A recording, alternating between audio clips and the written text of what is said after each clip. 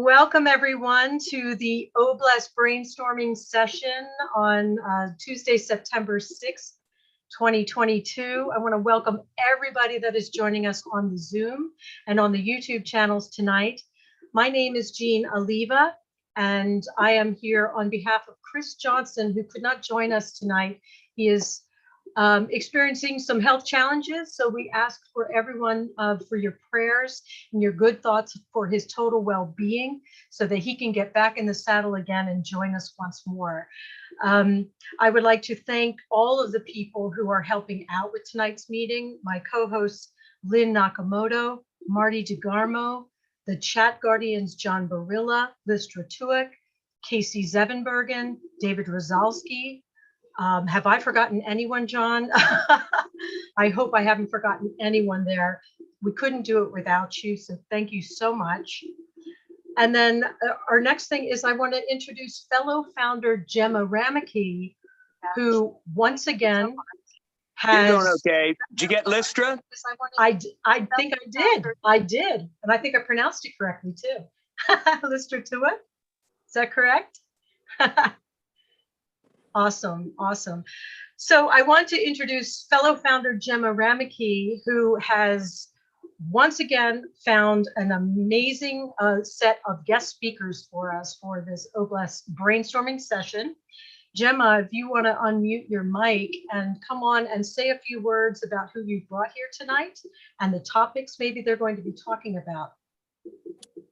Hello, everyone. I can't seem to get my photo on screen at all. I don't know what happened to it.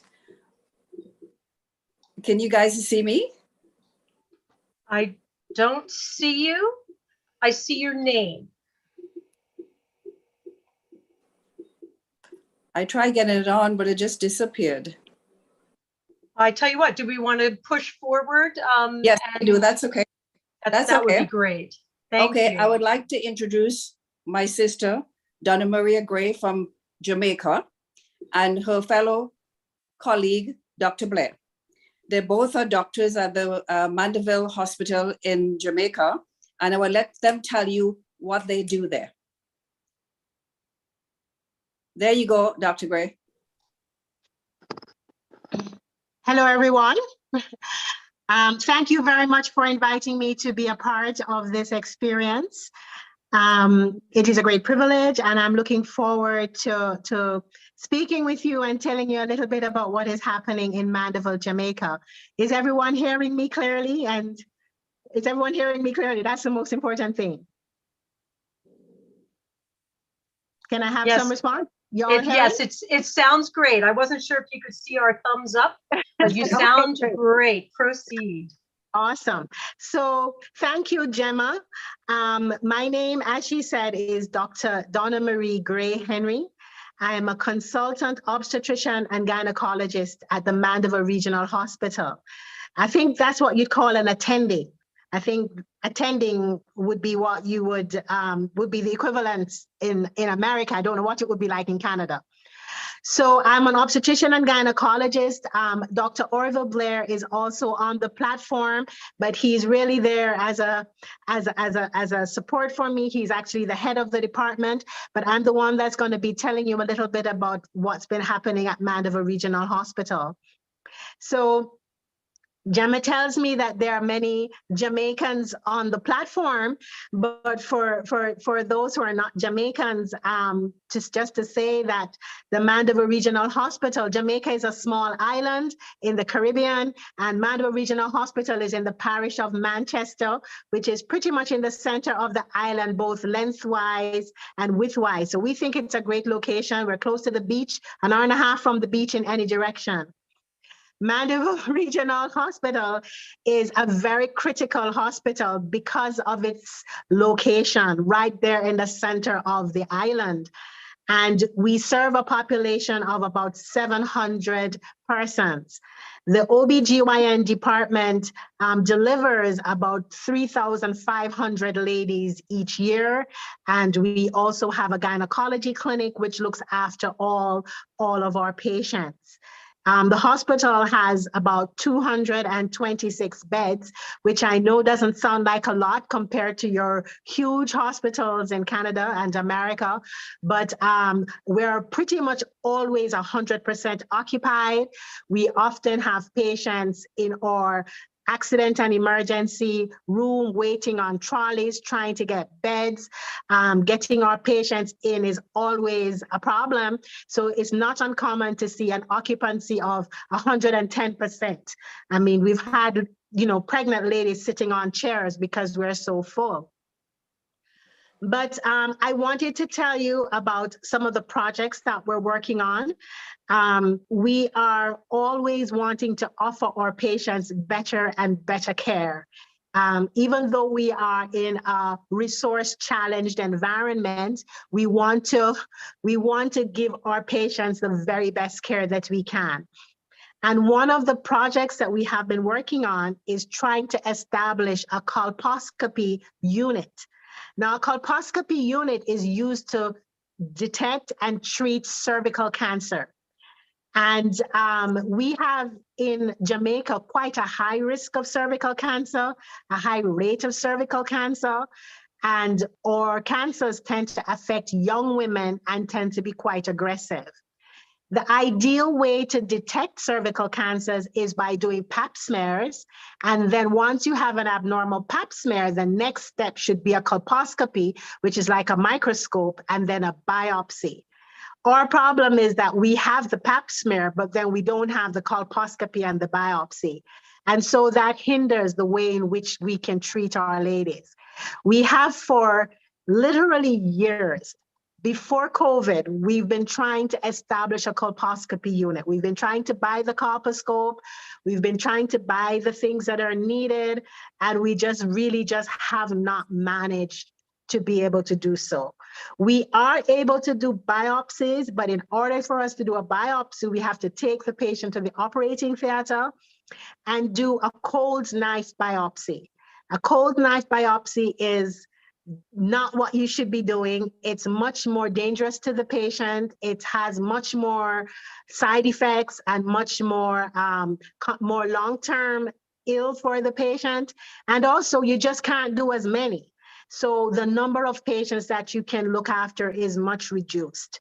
So our dream is to be able to offer our patients a much better method of assessing early cervical cancers, to pick up the cancers early, treat them early, and to save lives by so doing. Another project that we're working on is that we're always wanting to improve the care on our maternity ward. As I mentioned, we have some 3,500 deliveries a year. We have 30 beds. We have 4 chairs, reclining chairs. And sometimes we have moms that spend the entire night on the chair because we are out of beds. But the need that the project that I wanted to tell you about today speaks to resuscitating babies when they're born on our labor ward. So before I came to speak to you today, I'm an obstetrician and gynecologist, but I had a conversation with my pediatric colleagues because clearly I'm the supply side of the chain when it comes to the pediatrics department. I am producing the babies in my department that end up, some of them in the pediatric, in the NICU, in what we would call the NICU. And I said to them, what would be the thing, if what would be the thing that you think would help us to do the best for our babies? And they said to me that we have a really tiny, absolutely postage stamp resuscitation room on our maternity ward. So when our patients are delivered, and by the way, they each have a cubicle, not a room. We have 8 delivery beds that are separated by curtains. You're not in your own room, you have a curtain space. And then we have a tiny room where we resuscitate babies that need to be so resuscitated. So if the baby comes out happy and bouncing, you're good to go. But occasionally, you're going to have a baby that needs to be resuscitated, and that baby goes to our little resuscitation room. The equipment in that room is not up to scratch. We don't have a pediatric vital signs machine, something that can measure the blood pressure and the pulse rate and the oxygen saturation of the newborn babies. And my pediatric colleagues said that that is something that they felt was very important and that we lacked.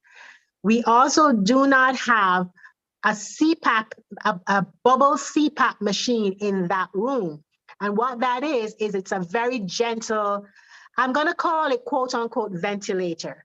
A ventilator is a much more powerful device, but for little preemies, you actually want to start with the most gentle thing necessary that will work.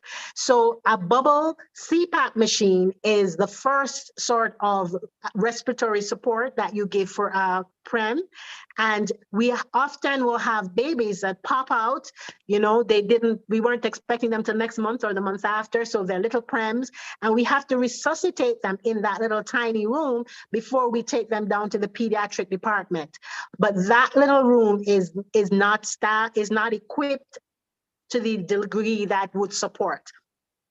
So my pediatric colleague tells me that, we are having some success with our little tiny babies, but of course, right now it is really against the odds. So we had a little prem that was only 650 grams that went home, and that was quite miraculous because, normally we're not able to have a good result in such a tiny baby, but we're doing our very best and we want to continue to do better and better.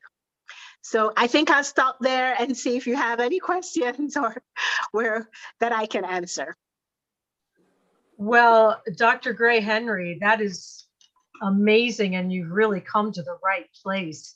I don't know if Gemma has explained to you what the OBLES platform is going to be like, but it's going to be a completely free platform where you can put all of these projects on the platform, describe what's needed, and then you can have millions of people around the world supporting it. And I do have a couple questions just initially to ask you, if that's okay.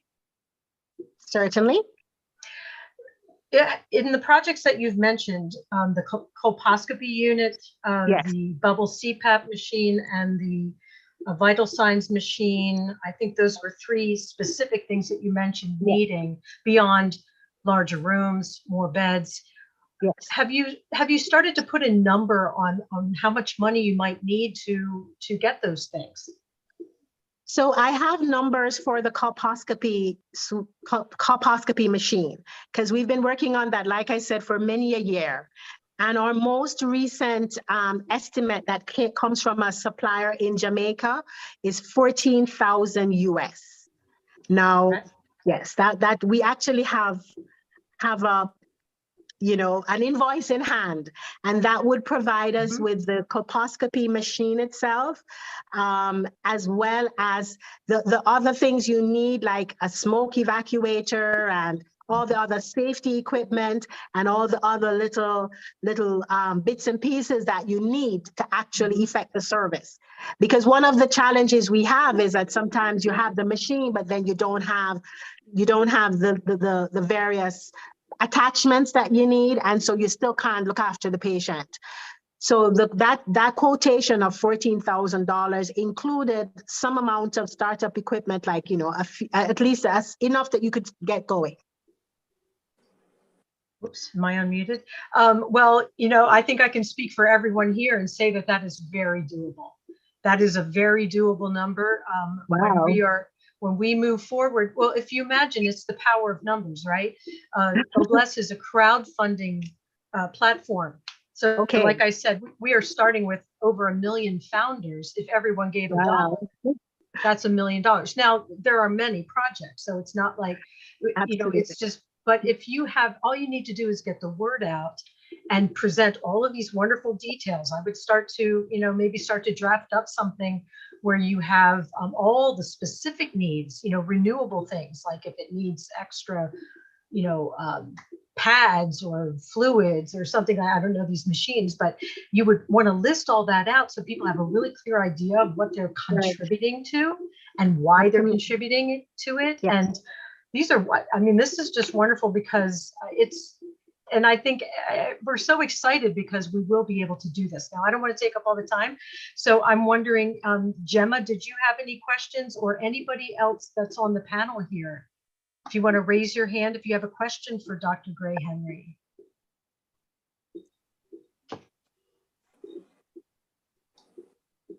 Oops. All right. Marie Pendy, what's your question? I've just asked you to unmute. Are you able to unmute, Marie? You just did. Excellent. I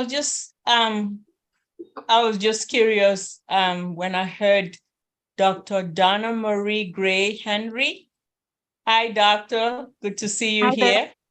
I was just curious hearing when you presented the colposcopy, that you were building the colposcopy unit, and you quoted a $14,000 estimate.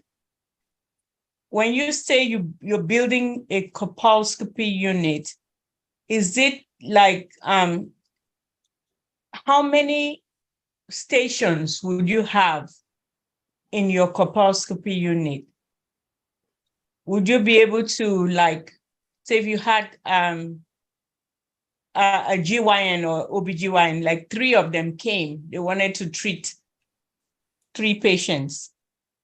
Is your unit designed so that procedures are taking place in each of the units, or is it just one unit? So I was trying to figure out your layout of your unit. Thank you so much for that question, because for us, it would be just so amazing just to have one room for our patients. Because remember, at the moment, we have none. So for us, $14,000 is just one station. It's just one room. Yes, if you had 2, you could treat twice as many patients, and you could be doing different things in different rooms. This is something that has never occurred to us because it has never been feasible. But you are absolutely correct that one suite is actually the minimum. One room that is equipped so as to be able to treat one patient is the minimum. So this allocation is simply for one machine to treat one patient at a time. But for us, it will be an infinite improvement on having none. But if wishes were horses, then certainly if you were able to have even 2, then it means that you could be doing different things. You could be doing, for example, screening in one room and treatment in another room. And recovery from the procedure in one room, or at least 1 or 2 rooms, patients recover after their treatment, while others are being consulted or prepared to go to the next room for their treatment. So I was just trying to figure out your $14,000 that you're guesstimating. Was it for just one unit or for a few units, and the spaces that each patient would need? So it's just for one. It's just for one unit, and we would house this unit either in our outpatient clinic or in our operating theater. So we would utilize our operating theater as a day procedure unit in this situation, or we have in the past explored putting it in our outpatient department. But the cost that I described was really just for the equipment for one station. Thank you. That's all. All I right. wanted to clarify that. Thank you. Thank you. Marie, that was a wonderful question. Thank you so much for that. And I love seeing and hearing the excitement in your voice, Dr. Gray Henry, because we've all been through this. we all joined on passive with that sort of, could this really be true? And now that we know it's true, we're starting to dream bigger, think bigger, plan bigger, join together on projects. It's very, very exciting. Okay, next we have Engineer Mike with a question. Can you unmute yourself, Michael? Yes, good evening, everybody. Thank you, our leaders. Hi there. Thank you, Dr. Donner, for your explanation. The details were very, very touching. So healthcare is that situation in the world that makes people go crazy because, I mean, the costs are very expensive for treatment. And that is something that we should be taking into consideration because we are getting into a new stage in our lives that will be able to have that financial assistance that we can assist so many people. And that is hence the creation of our CEO created a platform, Obless. That is why we are here today talking about how we can brainstorm to help people around the globe. So, Dr. Donner, here you were talking about the some of the procedures, right? The procedures for the how they call it, evaluation of a patient, okay, for cervical cancer and things like that. You talk about the pap test. Then you went ahead and said there is no enough like materials or whatever to continue the other sections of the test. So which means that to evaluate a patient completely, it is we don't go to the end of it, which means maybe we end it halfway because shortage of materials. That is very risky, right? Is that It's risky? not. It's suboptimal. It is not ideal. It's not ideal. It's not what we want, and that is why we have been trying to improve this situation for, oh my goodness, I don't think at least 10 years we have been trying to establish a colposcopy unit. We have a room, but there's nothing in the room. So we know that what we're doing is not ideal. We have been trying to use what we have. So we have been trying to circumvent and to use what we have. We do have a main operating theater and we can do biopsies, but we can't do what is ideal. We can't do, I mean, some of our patients are young women and you should really not be doing a knife cone. A knife cone means you cut out a piece of the lady's cervix. There is a part, it's possible that she will have issues later on with scarring, with loss of pregnancies. There are complications that she can have. So we are aware that the treatment we're giving is not ideal for this patient, but it has so far been the best that we could do. But we long for the day that we can do better. Okay, Dr. Donner. So which means it's something we're still working on, but because of the lack of financial assistance and finances, it cannot be completed like we started, like you said, 10 years ago, right? Correct. Okay. So are you people associated to OnPassive in any way? Do you have like an account in OnPassive? Do we have an account in where? In OnPassive with our company. You have one? Not yet, no. Okay. No. So Dr. Donner, I will give your hospital a founding account, okay? Okay. So you will give your details to Jane Oliver Okay. or to Gemma. Gemma have my contacts. They will contact me and I'll give you people an account to your hospital. Thank you. Thank you. Thanks, Mike. Dr. Gray, Henry, Yes. that's quite a beautiful gift. We know the value of the founder account. It's essentially benefiting from the automatic business tools.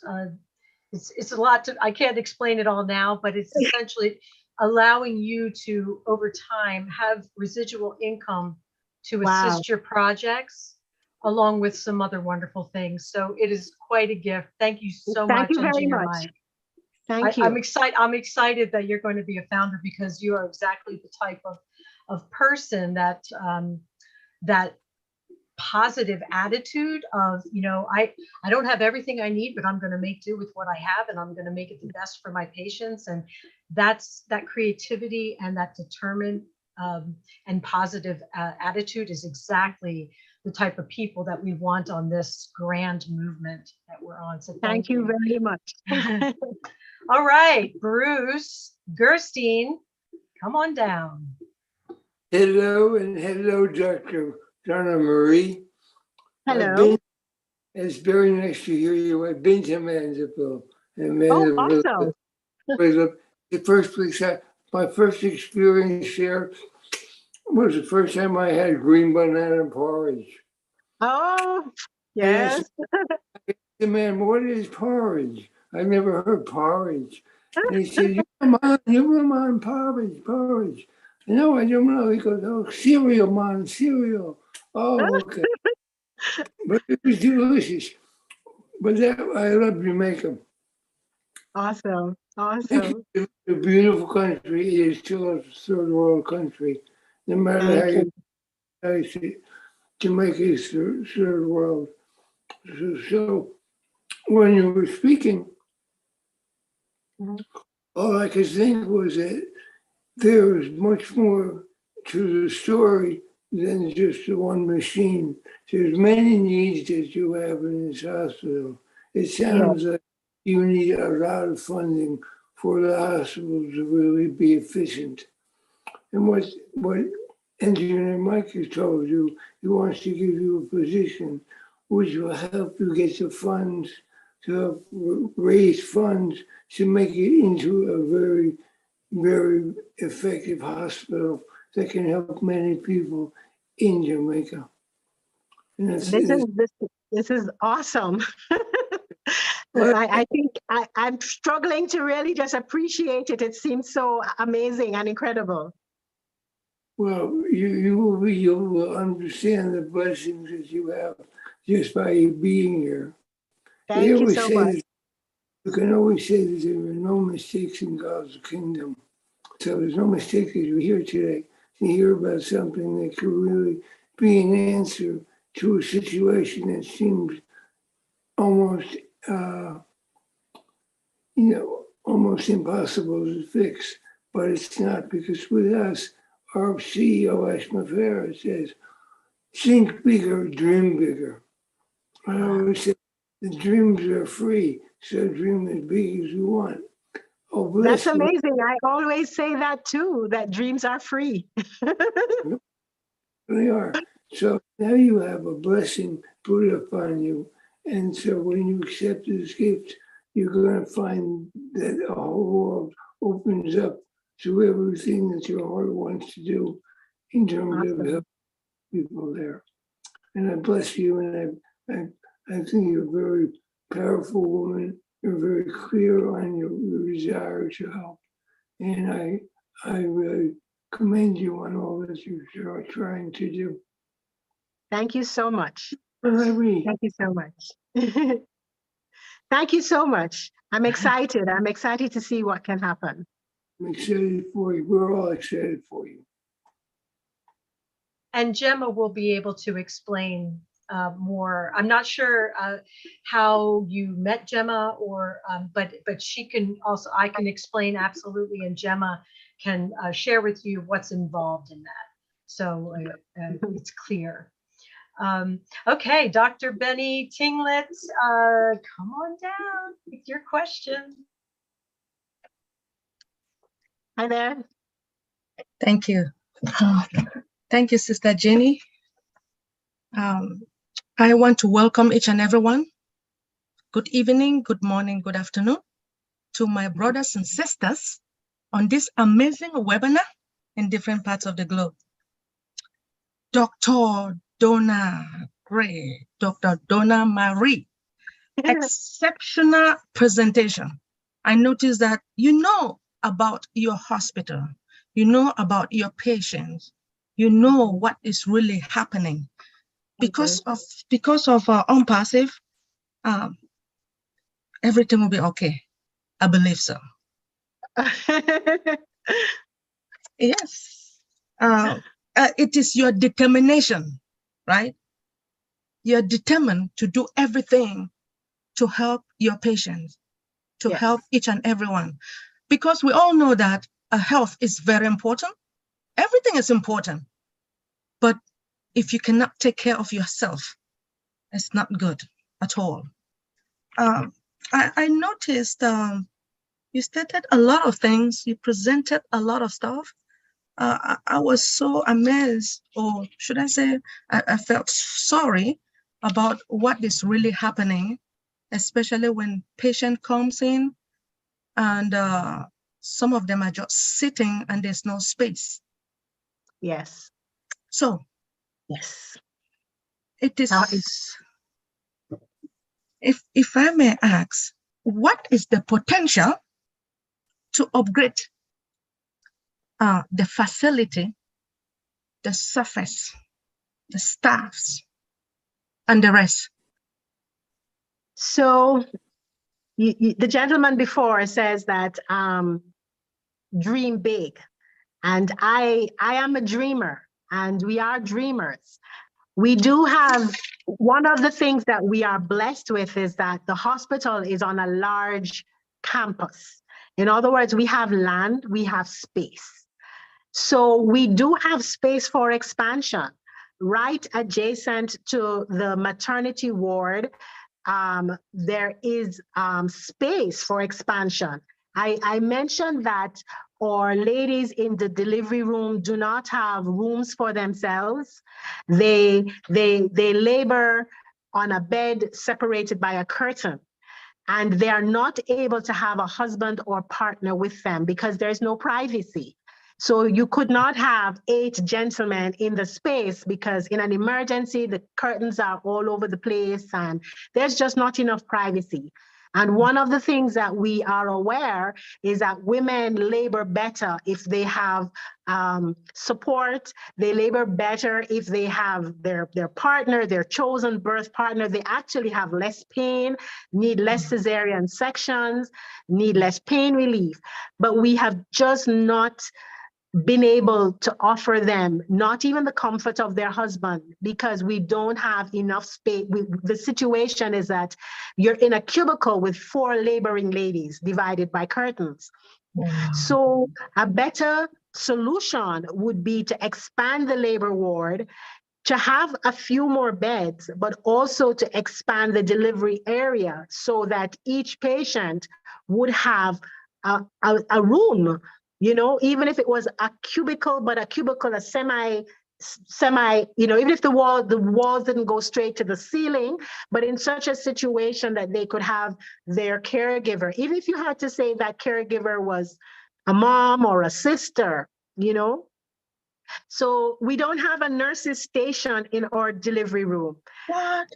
We don't. And it is something that every time I go into the nurse's station, it bothers me that my nurses, my midwives have nowhere. We have an old desk, a desk. I have been at the hospital for almost 20 years. That desk has been there since I arrived. So that you can imagine it, you can't clean it. It's wood. And all we have is this desk. Instead of having a nurse's station that you can sit at, you can do your notes at, that can be properly sterilized. So I am not satisfied with the labor ward at all. I think that we want our women to have dignity. We want our women to have privacy. We want our staff to have comfort because a comfortable staff are more effective. They are more efficient. There are less medical errors. They will treat your patient better. They will speak to your patient better. So you don't have a tired, exhausted nurse because, you know, her situation is not comfortable either. So yes, really and truly, we need a new labor ward. That's really where we should be going. But I'm new to the possibility of possibilities. I'm new to the possibility of possibilities. So, you know, I'm accustomed to not being able to have much, so, and to have to work with what we have. But yes, there are many things that would improve the quality of the care that we give our women. Wow. Thank you. I really respect you. I believe hopefully you're going to write down all the list of everything that you need. Yes. This is hopeless. This is unpassive. And hopefully we will work together. So because we Awesome. want those patients to be happy. And we need nursing station as well. Yes, we definitely do. We Thank you. definitely do. Thank you so much. Thank you, Dr. Benny. That was wonderful. Thank you so much. And next we have Narelle Warkon from Australia. Oh, Wow, wow. Narelle, welcome. Hi everyone. Narelle Walk-on here from Mackay in Queensland, Australia. I want to say thank you, Gina Lever, for stepping up and helping Chris man the OBLES platform, because it is very important that we continue talking about and sharing with others about their different projects all over the world. Dr. Donna Marie, thank you so much for sharing from your heart. I have a question, but I just want to say I have had very preemie babies. All of my three were very preemie, my first being only 27 weeks gestation, weight of 900 grams 38 years ago. So it's very touch and go, and he needed very special care. He was ventilated for 9 weeks, collapsed lung, heart surgery, you know, things like that. So I know the specialist field that you need. Here in Australia, we have it all available to us in a public system. Also, we have private available as well.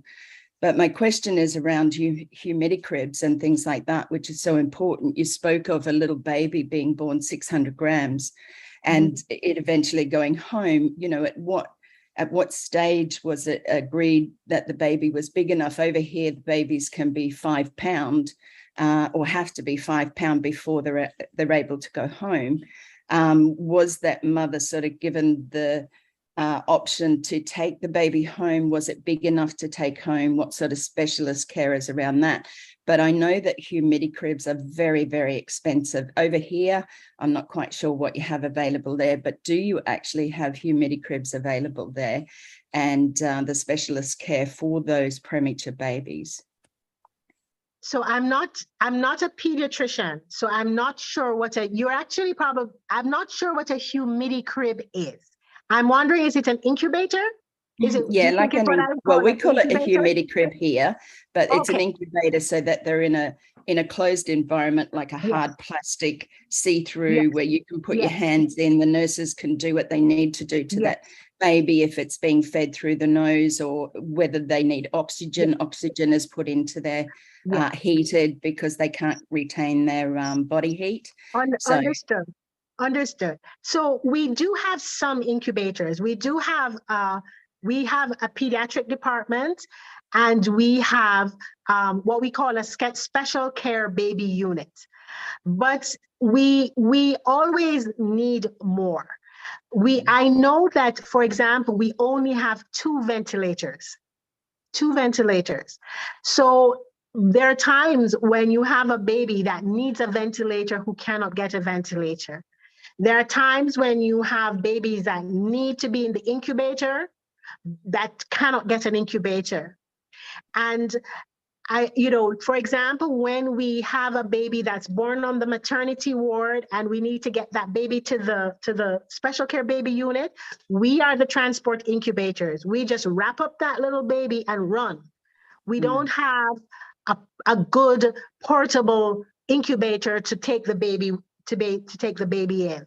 So yes, we do have a special care baby unit, and yes, we do have incubators, but we are always short, and it's always a hustle. you know, can you get this baby on? Do we need to take that one off to put this baby on? And the baby that went home, I think that baby was just over 1,000 grams when the baby went home. I think that baby was still pretty small. Yeah, I think that baby was still pretty very small. small. And again, you know, obviously the emotional side, you know, like it's quite traumatic to actually have a baby way earlier than full term, you know. Yes. So I know 38 years ago, I didn't get a lot of you know, like counseling or anything like that. It may have been available. I'm not saying it wasn't, but it wasn't offered to me as such. And I know that I helped many because my son was in hospital for 4 months before I got to bring him home. But, you know, that side of things as well is we're talking about the cervical cancer. It's very traumatic. Having a premature baby is very traumatic. Having a baby full stop is a little bit traumatic. But, you know, having those extra special care is really important, but it's the follow-up or it's the counseling around that trauma so that they don't go on. So do you also have, you know, those readily available counselors? I'm asking this, I know I'm very naive into what you have there in your country, but yes, it's just questions around because I know the situation of the trauma involved with those things. So do you have, you know, professional counselors or anything like that to help these ladies? So thank you for the question, because it's a very pertinent question. We don't have enough. We tend to rely on our pediatricians and our nurses. We are always short of nurses. Our nurses are revered, and we have our nurses leave is the short answer. I mean, our nurses go to the States, they go to Canada, they go all over the world. They're very prized, they're very well remunerated, much more so than we can remunerate them.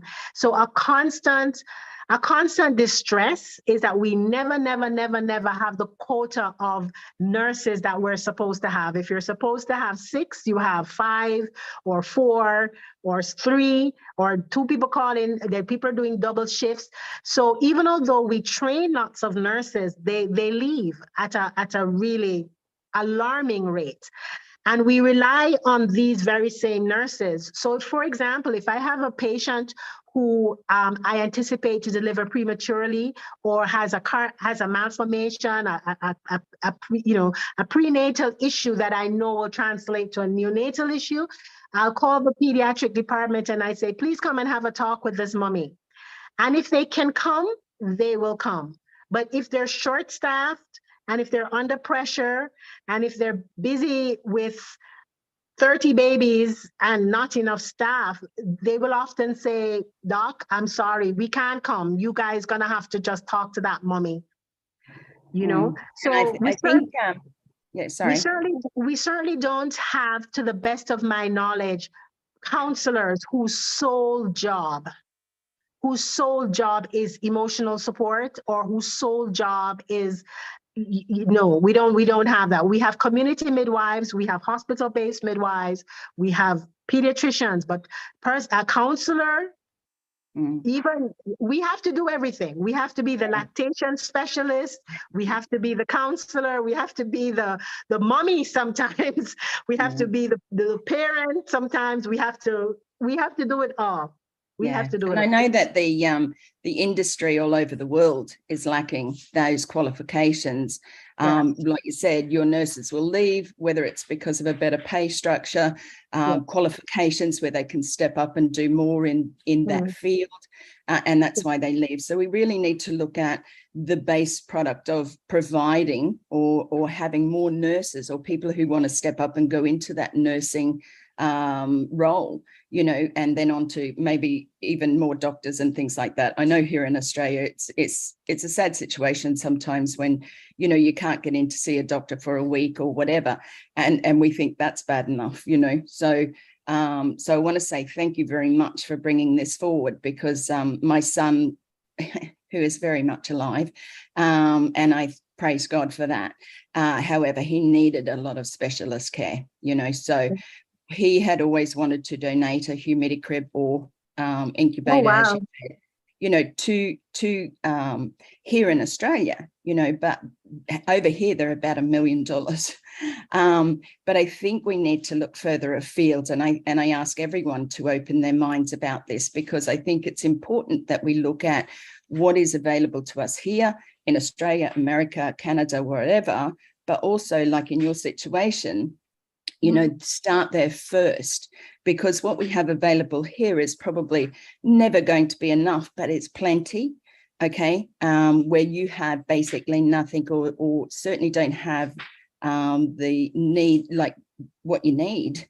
What you want and what you need are two entirely different things, but I think it's very important that, you know, in that field that you have what you need. And again, coming back to Academy and things like that, there's going to be, you know, readily available courses and things like that, where people can perhaps in your country step up to doing and getting a qualification. It may not be the qualification, but enough to be able to stand beside you and help you in those situations, you know, and fill in where they're needed. So I want to thank you very much for sharing with us today. It really is a privilege to have you here. And thanks again for Gemma bringing you on.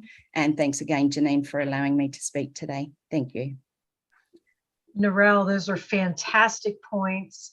I'm so glad you brought up Academy, because what a perfect use of Academy to train people into these roles that your staff is going to need, doctor. So that's a wonderful thing. And also, doctor, if you were maybe starting to think about a hierarchy of need, you know, that you could draft up as you're doing your notes, you know, saying this is absolutely critical, this is also critical, this is a nice to have, and on. And I think that would really help people get motivated, you know, to really go for those critical ones and take care of those needs.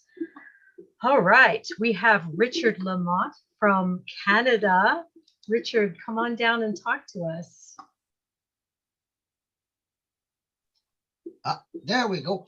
I love all you beautiful men, women, and children of the world from the bottom of my heart. Oh, my, Dr. Donna. I want to just grab you, give you a big hug and a big kiss right now. I'm involved with Dr. Okan Umana. We've got the road built. We've got the property. We're clearing the property right now. Wow. It's in Africa. I don't know exactly where, but we're building a hospital for there's 20 villages all around that will be able to come into our hospital because of all the women losing their lives and their babies because they're pregnant and all that. And it's going to be called On Passive, Save the Women and Children of the World. Wow. Now, Engineer Mike, a big hug and a big kiss to you too. You just got them a position. Well, that position should help pay for some of the equipment. Now, Lynn Nakamoto, you have some pending positions.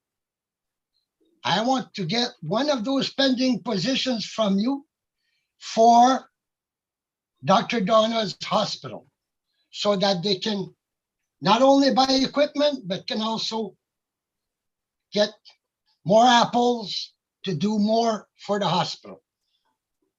And that will warm my heart for the rest of my life to know that these women and children are being saved because of this position. So, Wow. so can you fix it, Lynn? And I will pay for the position. Yes, certainly. We can have, we'll do a direct message in the chat with the doctor, okay? And then I'll give you my number and we can work it out. Thank you. Thank you so much. So that's my gift, not only to you, but to the women and children of the world that are in need.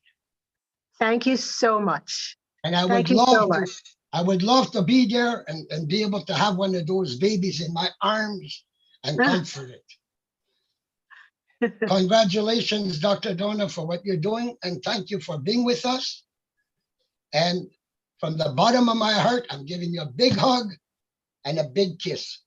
I'm hugging you right back. Oh, Thank you so Dr. much. Richard has a gigantic heart, especially for women and children. He's just one big heart. And I'm so grateful to you, Richard, for gifting her with that. That's wonderful. Wow, this is, I don't want to get emotional. Okay, our next speaker is Joyce Hicks. If you want to come down and ask your question or make a comment for the doctor here. Thank you, Jean. You are doing an awesome job. So I just wanted to Thank you. congratulate you. It's like you're just a natural. So you're doing wonderful. So proud of you. So thank you for stepping in for Chris. You always do awesome. So like you've been doing this forever. So you were born to do this. So thank you, Jean. I'd just like to say, Dr. Donna Gray-Henry, thank you so much for bringing this to our attention. I just commend you for the work that you're doing for your heart, for people and for women. You have a huge heart. So God bless you, and you will be blessed tremendously for what you're doing, and just continue to do what you're doing, continue to be great, because you're at the right place at the right time. And Oblast is the right Awesome. yes, it's the right place to be in. And there's so much out there that Oblast will be able to do for you and for the people in Jamaica, for your hospital, and to get the equipment and everything that you need. So don't worry. I think Dr. Benny says, don't worry, you'll be okay. You'll be fine.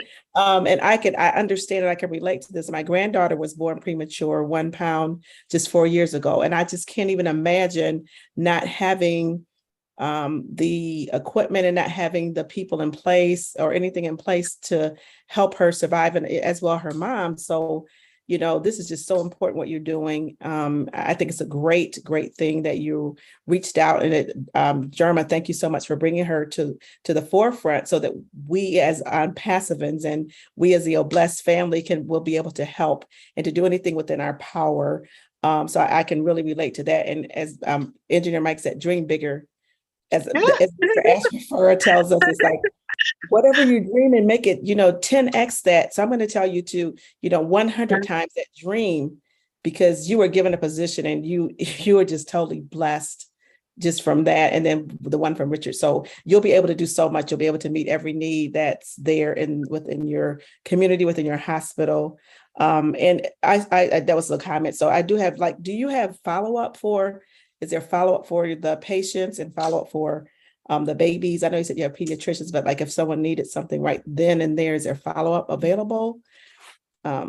Yes, there is follow-up. I know they're always overwhelmed. Mm-hmm. I see them, I see outside the pediatric department, if you pass, there's a bench and you see a little row of mommies with some little teeny tiny babies. So I know that they're all brought up, and our pediatrics department are amazing. I mean, it's a tiny department and they work really, really, really hard. So yes, there is follow-up. I know there's always more needed. I know that they're always exhausted. And I always feel a little guilty because I feel like obstetrics and gynecology, we're the supply, and we're kind of always, we look after the mommies, and then the babies pop out, and then we just hand them to the pediatricians and expect them to work their magic. So yes, there is follow-up. I'm sure that they would always want more in terms of manpower, but yes, there is follow-up. I'm not sure about things like therapies, because preemies sometimes have issues like, they need physical therapy and speech therapy and that sort of thing. I'm a little less sure about whether that sort of support is as robust as it should be. Because I do recall having a patient that I remembered so well because she was so young. She was such a young woman, 19, almost to me like a child. And she herself had this little one that was premature and had cerebral palsy. And, you know, talking with the family and explaining just how much it took to look after this child that had motor dysfunction and was hearing impaired and was vision impaired. I remember thinking to myself how her life had changed just because she, you know, she had a baby and she now couldn't work because she had to full-time care for the baby, for the toddler who was now a toddler, but not sitting up and not walking. So yes, I would imagine that there is need for greater support, but it would not be true to say that there is no support. There is support, but I'm sure that there are areas that could be improved. Okay, thank you. That's so important. So thank you for answering that question. And You're I just want to say, I think Narelle said that counseling and therapy is so important, especially with the women that suffer from postpartum depression. And I can imagine just so many other things that go on after the trauma of, you know, having a premature child. So if there's anything, I'm a therapist and a counselor and I deal with mental health. If there's anything that I can do, I know within, you know, countries, there's limits that you can do with licensing and different things like that. But if there's anything I can do, I'd be glad to help you, you know, to reach out for sure. And also for that support system for physical therapy and different things like that, that is lacking. I have a position. I would also like to offer that position for people that's in need of physical therapy, have children with traumas or having different needs, you know, some disabilities. I would love to do that for your hospital and for you guys. So, thank you so much. Really appreciate you. And my heart is just really goes out for you. You are a godsend, a special person that is blessed to do this. So thank you again so much, Dr. Donna. Thank you so much. Thank you, Joyce. And Doctor, we recognize in you that you are the real deal. And when people see someone who is genuinely giving of themselves, they want to give. They want to give to help. They want to help that. So you're seeing examples of that here. Thank you so much, Joyce, for that wonderful gift. Dr. Benny, would you, since you've spoken once already, would you mind if we go with Nadu first? All right, Nadu, am I saying your name correctly? I hope so. Yes, you did, Shan. We always play around that. Thank you very much to give me this opportunity to talk to our dearest Dr. Gray Henry. I just love your attitude, your positive energy will take you long, far than you think, because you don't even know what is on passive, what Engineer Mike gave you, but you took it and you are holding like it's an egg in your hand. I want to tell you, he gave you a golden egg. Oh, golden I believe egg. It. Yeah. And then the way you accept it, it makes other people give you more. If not, our brother for Canada will not come in. Our sister Joyce will not come in. Sister Benny will not come. So keep that and show what you show us, and you will reinvent the top and be at the extreme top the way you want to do it. Thank you so much. You're welcome. I want to come to the cancer part. In the US, we have some of the difficulties too. And there are some companies, instead to have big machines, are doing the small one, like color guards. They will send you a kit to your house. Yes. You use it, you send it without going through all those protocols, and you have the results. Do you ever think about having something like that? to detect cancer. Because cancer is something, they will check your breast, they will check this part, but it's still in, unless it's over your blood, and then we will find it at once. So what is the other way that you are expecting beside a big machine? That's my question. Thank you very much. Excellent question. Excellent point, because cancer prevention is multifaceted. Cancer prevention and treatment is multifaceted. So in Jamaica, we have education campaigns because we know that we have a high risk of cervical cancer. So in Jamaica, we teach our patients that they should have a pap smear done every year. I was trained in the UK, and in the UK, a pap smear is done every 3 years. And in some countries, depending on the screening test, even every 5 years, depending on, other factors. But in Jamaica, we ask our ladies to have a pap smear every year. And the reason we do this is because we know that the risk of cervical cancer is high. We know that ladies sometimes may forget. They may not have the money to do the pap smear.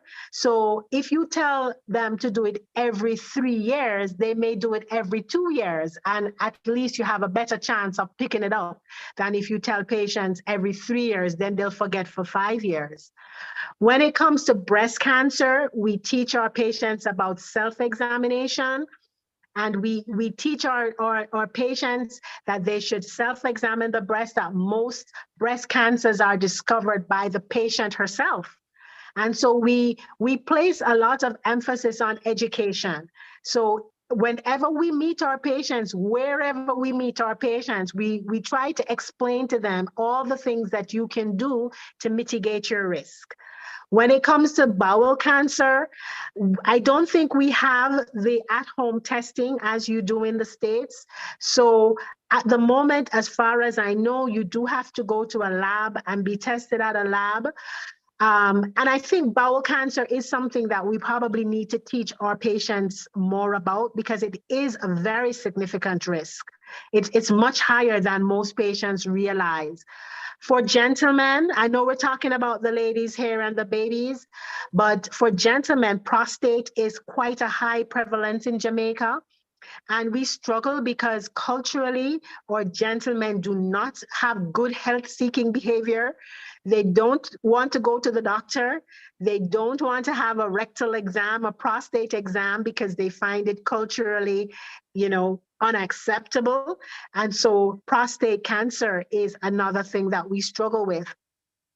So for each type of cancer, I think you have to deal with it a little bit differently, depending on what exactly you're dealing with. But I fully agree with you that it's better to prevent than to cure. And if you can't prevent, it's better to detect early than to detect late. And that is why the colposcopy unit is so important, because cervical cancer is one of those cancers that is very amenable to early detection and early treatment. And I feel really badly every time I see a patient with advanced cervical cancer, because you just wish that you could just go back in time. If you could only just go back in time 5 or 6 years, you could have saved this patient. And here she is 5 or 6 years later, suffering from what is essentially a preventable illness and dying, But we almost always have at least 2 or 3 patients with advanced malignancy on our gynecology ward at any one time.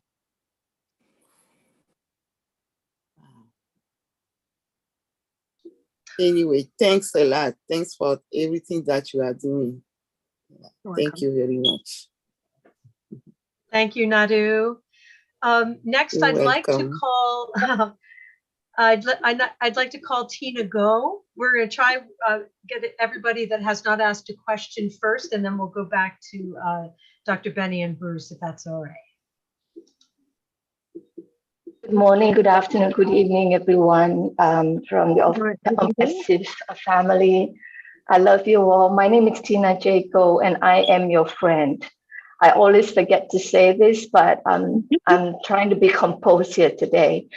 I came in a little late, and I didn't know exactly what it is that was wanting, but the hearing going on afterwards, I thank you, Dr. Donna Marie Gray Henry, for being here and reaching out to us. You have come to the only place that could bear any fruits for what the cause that you have.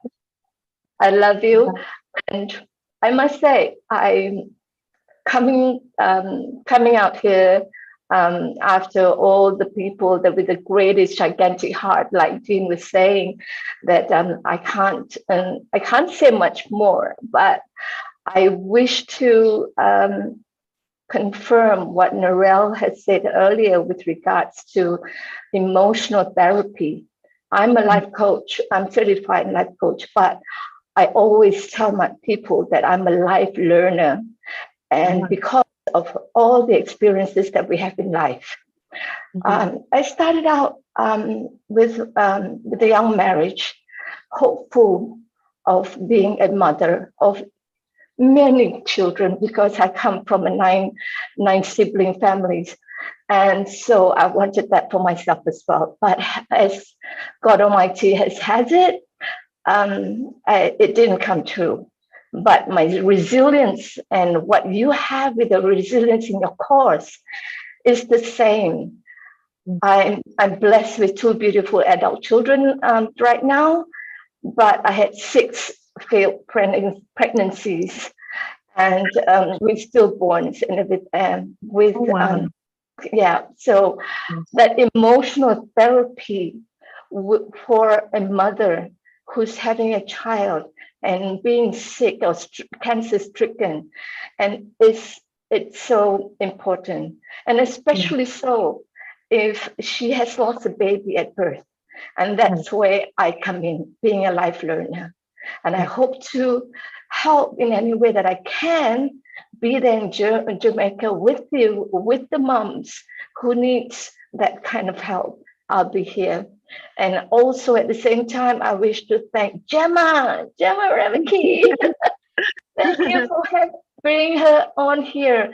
And I too have been buying pending founders to give to people, and I would love that Lynn, you give me another one, please, to give to Dr. Donna Marie.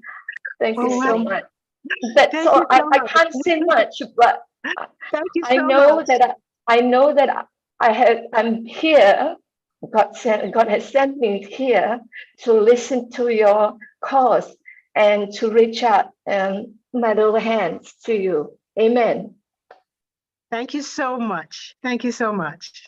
I love you all. Thank you. Wow, Tina. That really touched me. Thank you so much for coming on here and sharing that. I know, don't get me started. Okay, we're going to quickly move on to Listra. Can you unmute yourself and share some words or comment or question for the doctor, please? Hello, everyone again. Hello. Dr. Gray, I am Gemma's sister. Oh, nice to meet you. Nice to meet you. I have a question. In the event that there's a crisis, because you said that the birthing room is usually a drawn curtain there, right? And they have to have that baby right there. In the event of a crisis with the mother or the baby, and you or whoever's in charge reaches out for help and there's no one to come, as you said, of shortage and so on, what happens? Like, I can't wrap my head around that. What happens in an event like that? So we have to use what we have. We have to use what we have. We have to always focus on what we have. So in an emergency, we have to use the staff that we have, and we have to use the facilities that we have. honestly, privacy is a luxury sometimes we cannot afford. So it is true that if we have a mom that is needing to be rushed to a cesarean section or is having a hemorrhage, we have to just open those curtains up so that we can look after her, which is why we're not able to have her husband or her mom or someone with her, because at any time we may need to just sort of look after that mom. And the staff that we have, they just all have to work. Even if it's a question that we're severely understaffed. I mean, we've had days where we're supposed to have 6 or 7 midwives and we only have 4 or we only have 3. We can't focus on that. We can't say in a crisis we should have more. That's not the time. At the time, we just have to focus on preserving that mom's life. We have to do everything we can for that mom, that baby at that time. So to be honest, you just go into action mode at that time. You don't have time to think. You just have to try to do everything you have to do to get what you need done. Right, right. Oh, I find that incredible. And I have to commend you. I mean, your attitude is just incredible. You're there and you can talk about this and you still, you have that drive, you have that love, you have that, you can smile.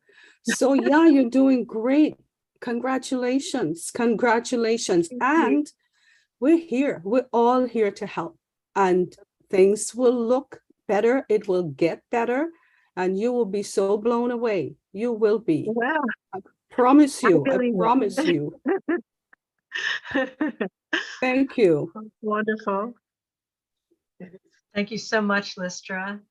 Okay, back to Dr. Benny. And I do want to say, if we could hold off after Bruce, no more hands for right now, because we do have a second speaker tonight and we want to give him a chance to speak and have some comments from his discussion.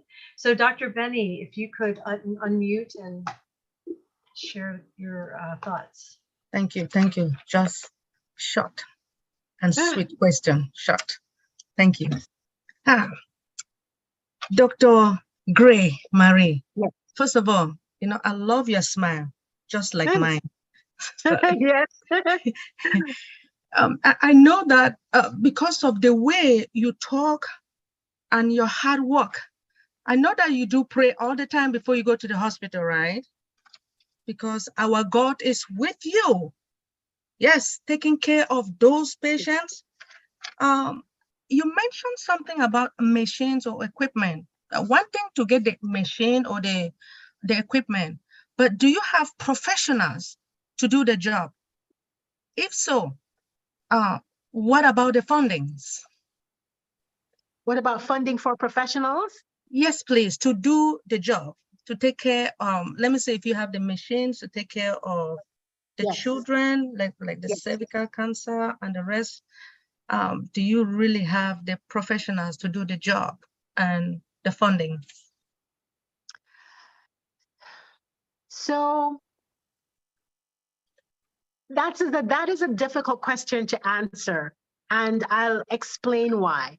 For example, in our obstetric departments, we have got consultants, we have got attendings like myself who are trained in colposcopy and who are able, Dr. Blair, who has been listening in on the conversation, he hasn't said much, but my colleague, Dr. Blair, we are trained in the use of the colposcopy and in able to use it to diagnose and to treat.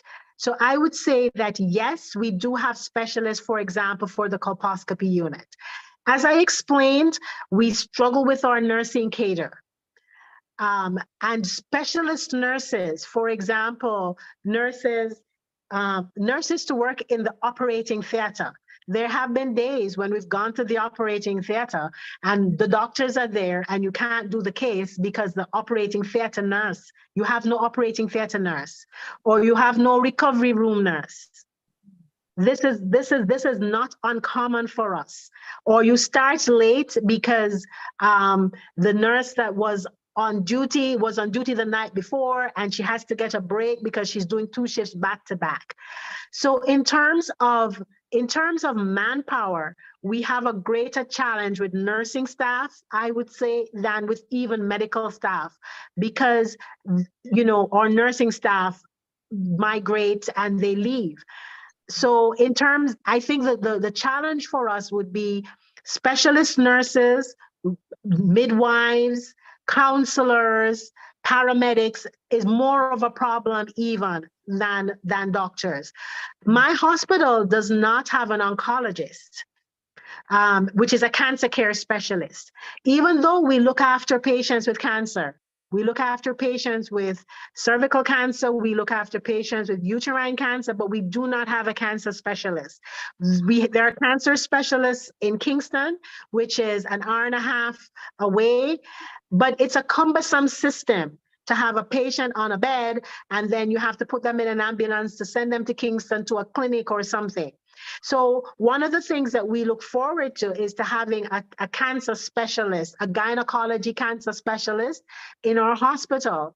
I'm not quite sure how the training mechanisms for that would go, but this is one of the things that we think would improve the quality of care, you know, if we had such a person. There's certain operations, certain surgeries that really need to be done, not just by a general gynecologist like myself, but a gynecology oncologist, who for them, all they do is cancer care.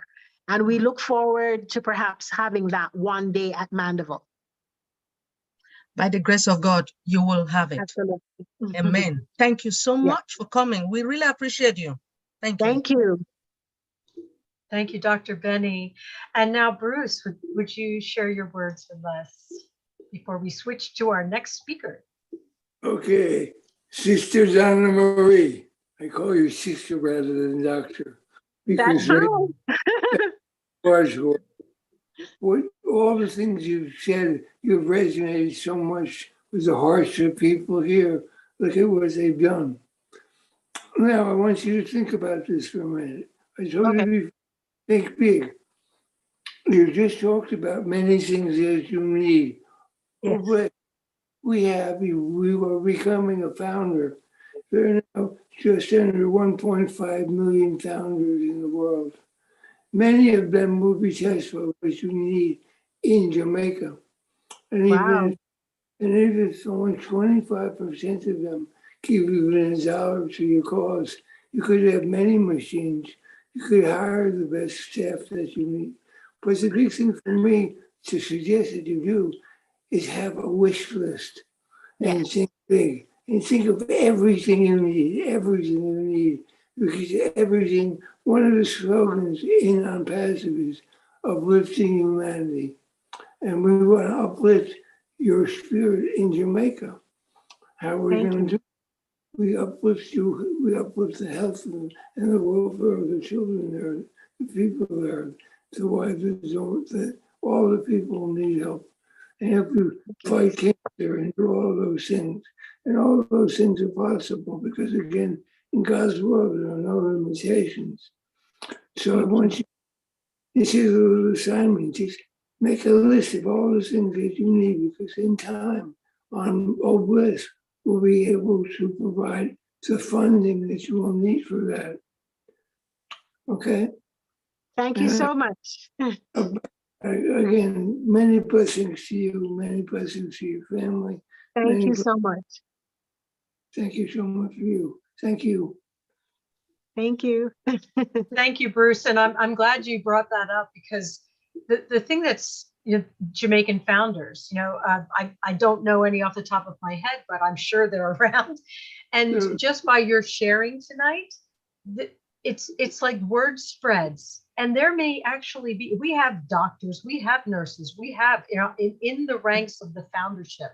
So there may be somebody that could fill a need who's a founder. We just don't know. But so there are just so many ways that, because you've shared your story here, the word is going to spread and people will start to seek more ways to help you out. All right, I would love to have our other guest, Dr. Orville Blair, if he wanted to raise his hand and share a few words with us in tandem with Dr. Gray Henry. or on his own. I'm not sure exactly what he was going to share specifically, or just to add on to what you've already said. Dr. Blair, are you here? I see that you're here, but I'm not sure if you're here. So he is here, but I think he wanted me to do the speaking on his behalf. Dr. Blair is the head of department in obstetrics and gynecology at Mandeville Regional Hospital. So I know he would have listened with fascination and excitement like myself to everything that was said. I want to thank you all so much for the invitation. It was lovely to come and to tell you about our hospital and about our patients and about our babies and about our ladies. And thank you for being as excited as we are about offering them better care, because yes, it is our passion. It is our passion to ensure that everyone that we come in contact with get what they deserve, which is the best care that we can offer. And we're very excited to have your partnership in that endeavor. Thank you so much, Gemma, for giving me this opportunity and for linking us up like this. It's extremely exciting, and I can't wait to see what's going to happen and to be able to update you all and to tell you, what we have been able to create together. May I say something, Jeannie? Absolutely. We have a half an hour left in our regularly scheduled meeting, so we could have more people raise their hands and have comments. But absolutely, Gemma, please, I would love to know more about how you met the doctor. Well, to be honest, she is related to my husband. And I met her wonderful. And I met in Jamaica years ago, and we don't keep in touch as much as we should. But the last time, 2019, I had a little too many lollipops and I fell down the stairs. I sprained my ankle and had to come home with a boot. So Donna provided the boot for me and the wheelchair and everything for me to get on the airplane to get back home. Listra, you did not know this information, but there you go. So I just want to thank Donna for accepting my invitation. And I didn't know much about the hospital, and all you people that offered her positions. I will get in touch with Chris and talk to Chris about it. And before I send all her information to you guys, including Mike and Dr. Benny and I think was Joyce and Richard. So I would talk to Chris about it, and I would talk to Lynn and Julie and get all the information you guys need to get Donna these positions. Okay.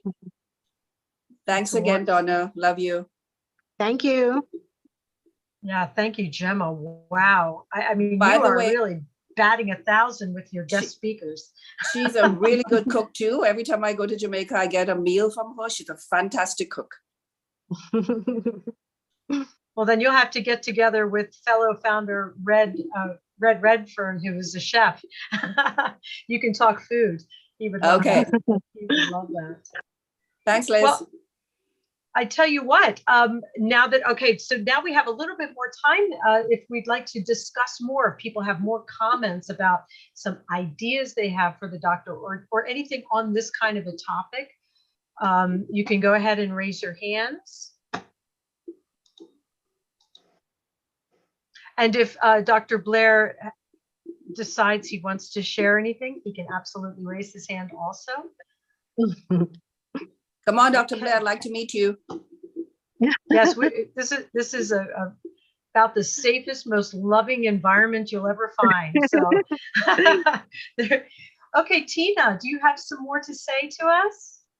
Yeah, I just want to say that having someone there just to hold the hand of a person, of a mom who have lost a child, or with a pre-med child, and wondering how she's going to live life thereon, is so important. I didn't have that for myself, and I knew that this is something that I must do. So I'll be there in Jamaica before you know it, but I got to retire first. Okay, we'll see you then. You look very young. I don't think you're retiring anytime soon. Oh, you're muted. You're muted, Tina. Oh, hold on. Wait. Okay, Yeah, now. I'm good now. I'm good now. Yeah. Well, I just celebrated my 64th birthday last week, actually. No way. Amazing. So, Well, happy birthday. thank you. Officially, the official date, retirement age is next year. So, but then again, with what's coming on with passive, I'll be there earlier than you know it. Inshallah, as we say in Islam, God willing. Woo! Absolutely, Tina. Oh my goodness. Thank you so much. And now we have Patience. Patience, are you able to unmute? I am. Hello. Good So good to evening, have you everyone. here. Thank you. I'm so blessed to be in Unpassive. I'm not going to say right now how I got into Unpassive because I'm preserving it, and God willing, I would have a good day to tell that story. But I just wanted to express my gratitude for Dr. Donna Marie.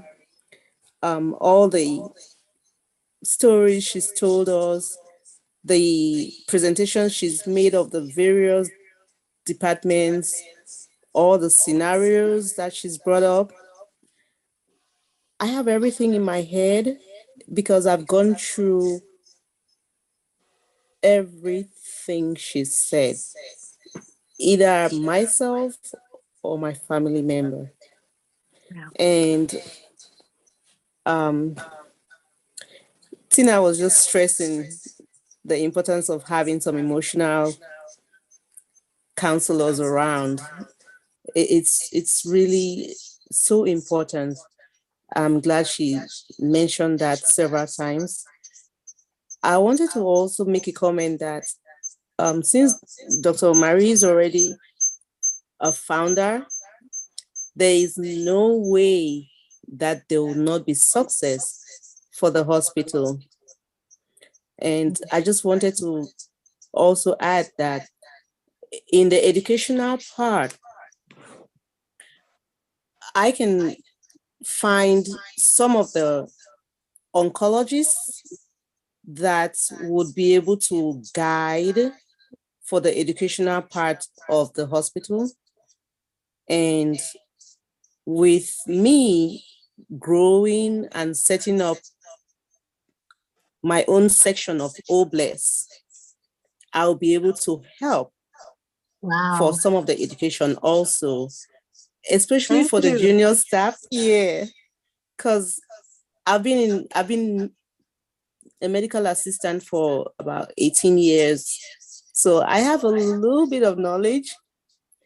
And then to make matters even better, my junior sister is currently doing her internship for medical practice. And she's so much interested in gynecology and pediatrics. So there's help on the way. Thank you. There's help on the way all over. But thank you so much. You have so much passion in what you do. And I have been through so much trauma in the hospitals and everywhere.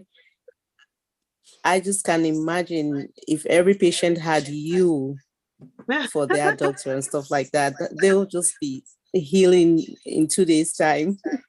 Yeah. I have a question though. Thank you. Right now, I'm not sure of how much education your mothers get, like those who are having preemies and stuff like that. If they have preterm babies, I'm not sure how you all are able to tackle that. I don't know if you have any information about how you guys do that. So all our mommies go to, most of our mommies come through our antenatal clinic, which is a public clinic. And at the public clinic, we talk a lot about things like breastfeeding. We are a baby-friendly hospital, a certified baby-friendly hospital. So we're big about breastfeeding, and we recognize that most mommies will decide on how they will feed their babies from the antenatal period. So if the first time you're talking about breastfeeding is when the mommy comes to the ward, you're too late. She's already made up her mind already. So we start that conversation from the antenatal clinic, telling moms about the benefit of breastfeeding and, you know, supporting them in their decision, we hope to breastfeed. And so that there's a lot of education around that.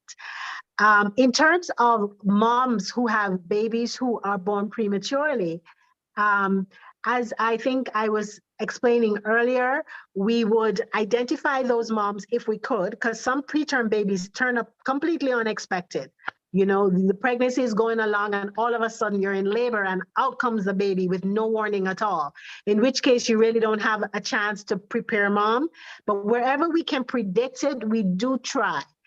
I think it could be more robust, but we do try. The pediatric team are really fantastic. They're small.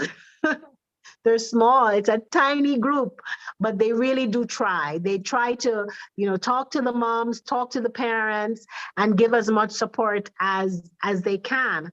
But it is not as much as we wish it was. In terms of cancer care, again, the support is not as much as we wish it was, because I think the fact that the doctors and nurses who are involved in the clinical care are the same persons who are trying to give the support, instead of having counselors and a support team whose responsibility is support. Oftentimes we get self-absorbed, we get absorbed in just trying to, you know, keep the mommy alive, keep the baby alive. And once you've done that, move on to the next patient, the next emergency. And we can't always be there to sort of hold the hand and support. So I do think that the support systems are not as robust as we wish they were. You know, if you do have a loss, my colleague who was explaining about her, the fact that she had experienced stillbirth, a stillbirth is an extremely painful thing to go through. And we do have a chaplain in the hospital, and we do have a social worker, but one social worker for the entire hospital and one chaplain for the entire hospital. So you can see that the ratios are probably not as good as they could be.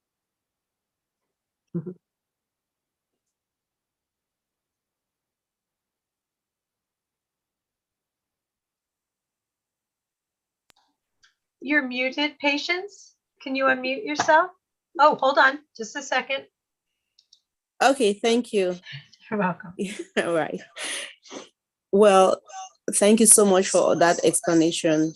I just wanted to assure you that I'm certain you already got some founding positions which are going to be enormous help. But when it comes down to the hands-on, when time comes, I'll also be there to help with all staff. I have got good experience, several years of experience also in human resources. So I'll be there to give a hand. Thank you so much. Thank you so much, because you need to get more staff, of course, and the resources will be there. So it's nothing to talk about anymore. Yeah, thank you, Patience. You're welcome. Thank you. May I say something again? Absolutely. Thank you. Donna Marie does not know anything about OnPassive, really, besides I asked her to come on this. So I've got to explain to her how it works. Okay, so after I do that, I will get the information that you guys need from her. It wouldn't be fair to give you guys the information and she doesn't know anything at all. I mean, I know all of you can explain to her, but I prefer to do it myself if you guys don't mind. No, thank you. Absolutely, yes. Anybody who has offered to gift the doctor tonight, please connect directly with Gemma. before taking any action. So she can do as she just explained. So thank you so much. Thank for that. you. All right. Do we have any more raised hands? Any more comments for our guest speakers tonight?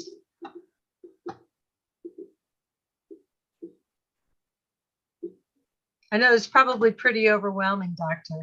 It is. I'm thinking to myself, I'm not sure what I have received, but I believe it's a good thing. It is definitely a good thing. And you know what? We don't want to overwhelm you. Gemma will explain it beautifully to you. Believe it. It's one of those things when we all joined, you know, it was, you know, it's one of those things where you think, wow, it almost sounds too good to be true.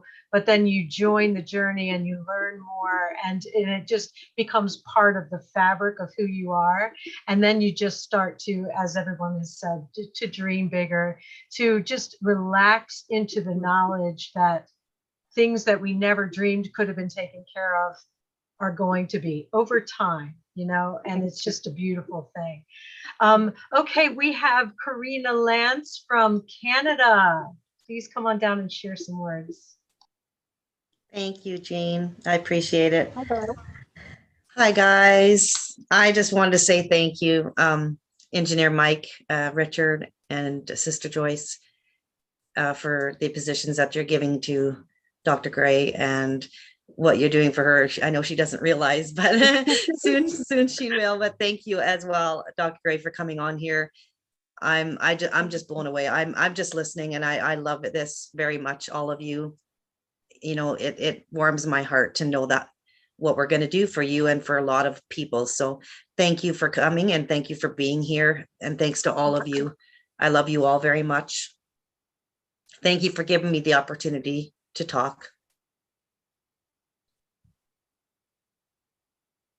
It's always a pleasure to hear you talk, Karina.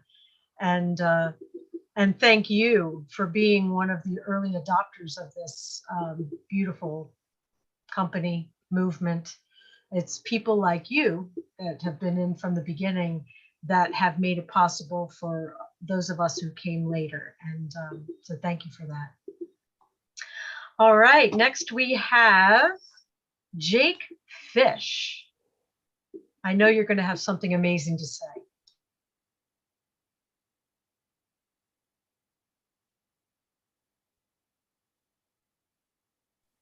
Hello, everybody. Okay, there's a company named Ventana Roche, and they developed a instrument called a symphony. And what they do is they can stain up to 600 slides a day with no cross-contamination. Wow. And they have a, yeah, it's really good. And they have a reagent, you know, they nicknamed Blue Goo, which goes in and phosphorizes at the cellular level. If there's any cancer present, it phosphorizes. So the oncologists love this machine. Wow. Now, Okay. this instrument came out probably a few years ago, and there may have been some advances, but this is something where, you know, someone, you know, can have zero cross contamination. Wow. So if you're treating someone for cancer, because, you know, the old method was dip and dunk, and there could be a cell from someone else that has cancer in it, but it migrates over to the other cells, and they start treating someone for cancer, and they die, but they didn't have cancer. But this instrument has zero cross contamination. Wow.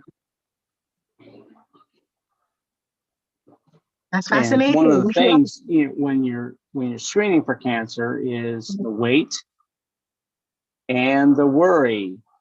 Yeah. But this instrument can determine whether someone has cancer within an hour, within an hour's time. Wow. And it's called the Symphony. And it's from Ventana Roche. No, Ventana Roche, I'm sorry. And they're based out of Yes. I was just going to say, if you would, after you're done speaking, if you could type that into the chat so we get the correct spelling of what you're talking about, that would be Thank you. fantastic. Sure, no problem. It's they're based out of Arizona, Aurora Valley, and that's like the the medical industry is in Aurora Valley in Arizona. And that Thank way you very you can determine what kind of cancer it is, how to treat it, and so much, doctor. Thank you so much. Thank you so much for telling me about that. I'll certainly research it some more. Yes, thank you so much, because I did not know about that. Yes, no trouble. I was going to be an engineer for the company, and I interviewed for, I was going to be in Colorado, and I interviewed for Los Angeles, and Los Angeles is very expensive, and I would be house poor. So, and they actually canceled the program as far as being, as far as on-site engineers. So we could go out and work on the symphony before it would break. And you can also remotely, with the symphony, you can remotely do tech support with the instrument. So that's a cool thing. Fascinating, fascinating. But I'll type it into the, not a problem, doctor. Thank you. I'm just wondering about, I'm just wondering about, DNA therapy. I mean, if we can come up with a super gene that can go in and, identify cancer cells and zap them. Is that possible? It's not, as far as I know, it's not currently possible. But the thing about cancer therapy is that it is rapidly evolving. And historically, chemotherapy was basically toxic. What you would do was give the patient a toxin that would kill the cancer cells, but would cause terrible anemia, the white cell counts it would hit the bone marrow, the hairs falls off, the lashes fall off, the nails fall off. You're literally giving this patient poison to try to save their lives. But it's absolutely fascinating to watch the evolution of oncology and more specific surgical strikes that are able to tag cancer cells and go after particular cells. So I think it's just a fascinating time to watch for the evolution of cancer care. Unfortunately, a lot of the newer cancer drugs are extremely expensive and therefore prohibitive. But I always look forward to the fact that even if they're very expensive now, perhaps in 5 or 10 years, they'll be less expensive. So I'm sure we all dream that eventually cancer will not be as scary as it is now, that more and more options for safe chemotherapy will evolve. And there are some, there are some already that have totally transformed cancer care. Well, there's also a natural alternative called bloodroot, and is a plant which has a chemical in it called neoplazine. And neoplazine, what it does is it seeks out cancer and it surrounds it and does an artificial fever of over 400 degrees, and it zaps the cancer. I've actually used this in veterinary medicine, the neoplazine, and it works. And it's a plant called bloodroot. Wow. And the problem is the FDA, can't make money off of something that's grown naturally. And I've had some cancer, I've had some cancer success stories, through my dogs. who have had cancer. And the veterinarian, she gave them bloodroot and it killed the cancer. Wow. And it's something natural, and it didn't have any adverse side effects like chemotherapy, like the hair, the hair falling off and so on and so forth, and the kidneys and the liver. Yes. And that's another thing, that we can look in is do natural therapies. Absolutely. Yeah, I absolutely agree. And I mean, the world is our oyster as far as developing things going forward, because all of the inventors and creative, medical staff, it will be able to fund research. We'll be able to explore these remedies, and we won't be suppressed in any way. We'll have the freedom to do it. And that's just a whole other side benefit of OnPassive. Okay, we have one more question and comment. Thank you so much, Jake. That was amazing as always. One more comment from Joyce. Not a problem. Anytime I can contribute. Thank you. And then we're going to wrap it up after Joyce. Thank everybody for coming. Joyce, would you like to unmute and share some last thoughts? Yes, I would just like to say, Dr. Gray, as you were talking about the expenses of cancer, I totally agree. I have a family member, actually, my husband had cancer, and his treatment was like $10,000 per month per treatment. So it's very expensive. So being in the United States being expensive, and I know it's very difficult in Jamaica or other countries as well. And as Jeannie was saying, like with all the research going forward, and Jake was saying, there are things that are being developed, and you were saying that it's moving so rapidly, but with OnPassive and Oblast, we'll be able to do that, like to help to do all this research and hopefully one day alleviate cancer and find a cure for it. And I know a lot of the things that's out there, doctors the insurance companies can't make money. So of course, they don't promote it.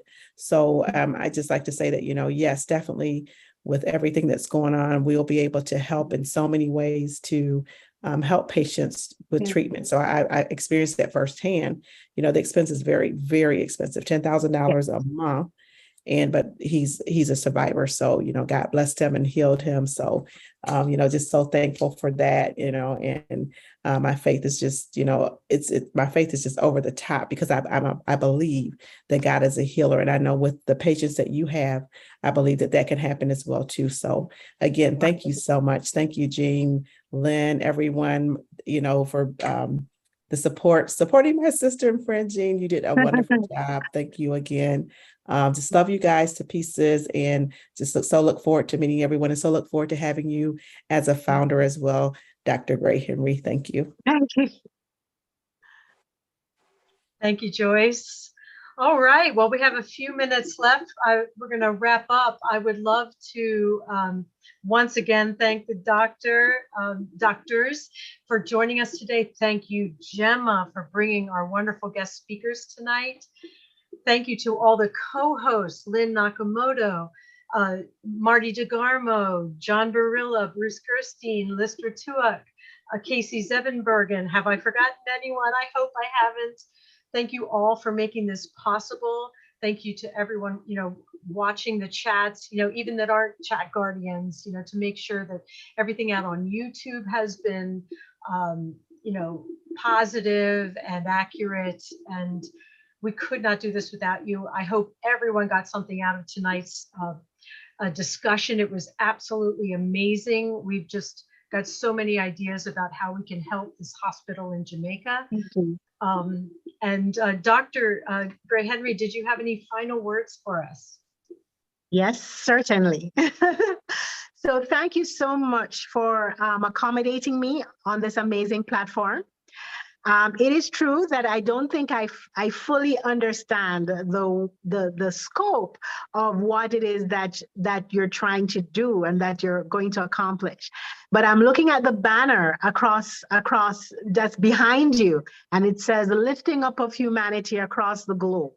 And I'm looking on the chat and I'm seeing 113 participants. Well, I guess subtracting myself and Dr. Blair, that's still 111. And I'm realizing that this is over 100 persons who are interested in lifting up humanity across the globe. So I really want to thank you for the invitation and thank you for thinking of collaborating in this amazing way. I really do believe that anything is possible by the power of faith and community, and that there are many needs, but that we are strong, and that if we come together, we can make a difference. So thank you so much for the invitation. I've enjoyed spending my evening with you. Absolutely. Thank you so much. And it wasn't just the 100 you see here. It was live streamed across 20 YouTube channels. And the recording of this will be shared in our back office. So potentially over 1 million people could see this video. And it's very exciting. And I know it's going to inspire everyone who watches it. So thank you so much again. And Lynn, did you have any words for us as we close up? Well, I wanted to thank you for hosting. You did a really good job. You know, you're just like, as everyone says, you're natural. You're able to bring out people when they speak, get them to speak a little bit more. So it's just, that's a gift that you have. So I'm glad that we've discovered you and that you're willing, you know, you have the heart to help other webinars. So thank you so much for what you do. It's really special. Thank you, Jean. Thank you so much, Lynn. It's an honor and a privilege. And I wouldn't have been able to do it without great examples of leaders like you and Milo and everybody else that has, and Chris Johnson, oh my goodness, and Red Redford and Marty DeGarmo, and everybody who has given just an exemplary example of being a leader, being patient, being, I don't have enough words for the people. I'm blown away by the leaders in this company, and I know you all know what I'm talking about. I'm glad to step up on these occasions, but I really don't have the stamina to do what you do, Lynn. Oh my goodness. Well, I think we can wrap this up. Lynn, how does Chris usually do this at the end? Is it a quick goodbye and a closing up of the recording, or what's the best way to do it? Yeah, he usually he keeps it on the gallery. So I took it to the gallery now, and everybody can say bye-bye to one another. Can I mute them? That would be nice. Are you ready? All right. Everyone say aloha to each other. Aloha. Bye-bye, everybody. Thanks so much, everyone. Bye, everyone. Thank you so much for Lynn, everything Birdie, today. great job, Marilla. Kaylee. Awesome. Good night, everyone. Bye, everyone. Love you all. Cheese Joyce. Bergen. Thank you so much, Tina. Bye, John. Good job, Thank you Marilla. to Engineer Mike and Bye, everyone. Thank you. Engineer Next Mike, weekend, Saturday, Joyce. next Tuesday. Thank you, everyone, I'll for be your there. generosity. Bye, Bye. guys. Thank you, Have a Jean. good night. Bye, doctors. Good Bye, night. everyone. Bye, Gemma. Bye. Bye. Guys. Gemma. Thank you, Emma, for bringing